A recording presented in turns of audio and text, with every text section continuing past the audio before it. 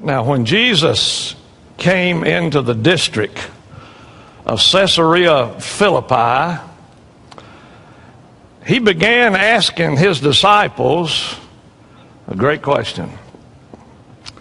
He said, who do people say the Son of Man is? And they said, some say John the Baptist, and some say, others say Elijah, and others say Jeremiah, one of the prophets. Then he narrows that question down a little bit, and he said, but who do you say I am? One question, final exam. But who do you say that I am? Then Simon Peter answered and said, Thou art the Christ, the Son of the living God. And Jesus said, Blessed are you, Simon Bar-Jonah. Flesh and blood doesn't reveal that to you, but my Father who is in heaven. There's an introduction to a question in that book. I think it's question 19. And what we're going to do here, we're going to define where in the Bible does it say that Jesus is God.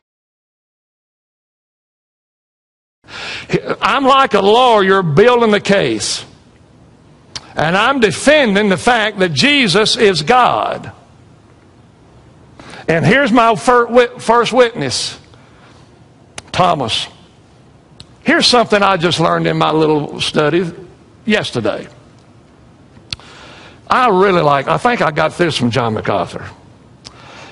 He said, someone has rightly said in the past that Christianity is the religion of the personal pronouns. And since I love the grammar, boy, I'm eating that one up. And I've been thinking on that all day. And see the personal pronoun, my Lord and my God. He's my God. You're my, that's what we need.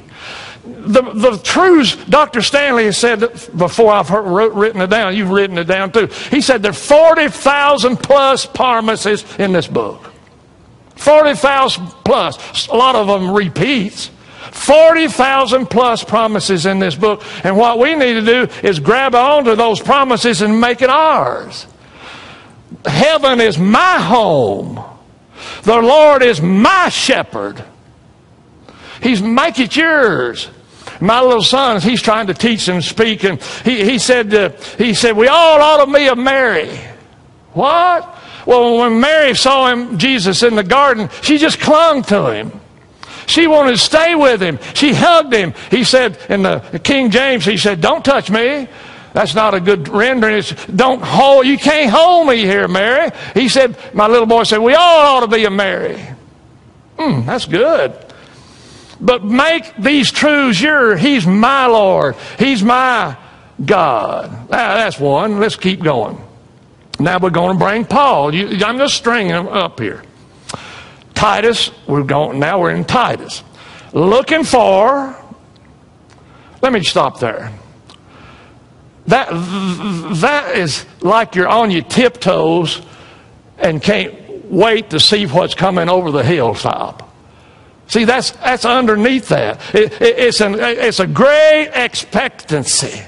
Looking for, the blessed hope and the appearing. This is second coming, folks.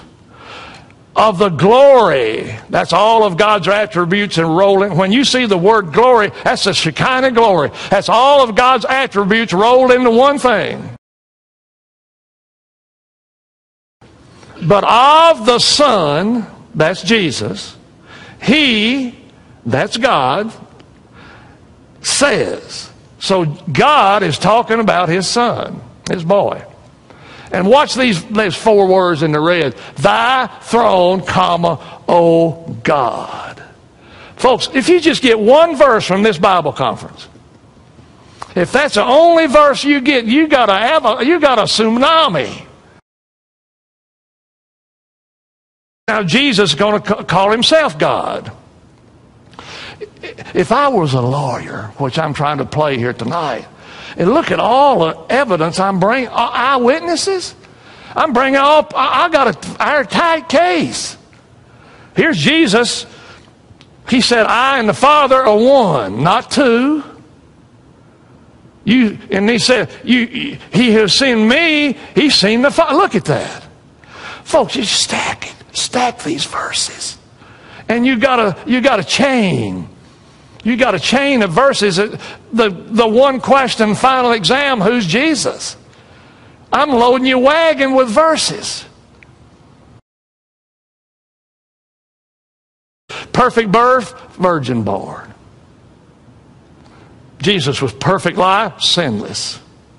That's the kind of life you got to get into heaven, and you can't get it. You got to have it imputed. Perfect death, he gave his life. Perfect burial, he fulfilled all kind of prophecies. Perfect resurrection, he killed death. He went into death, came out and got the keys and went out the other side from Satan. He's a perfect high priest, prays for his own, and he's a perfect return, just like he predicted.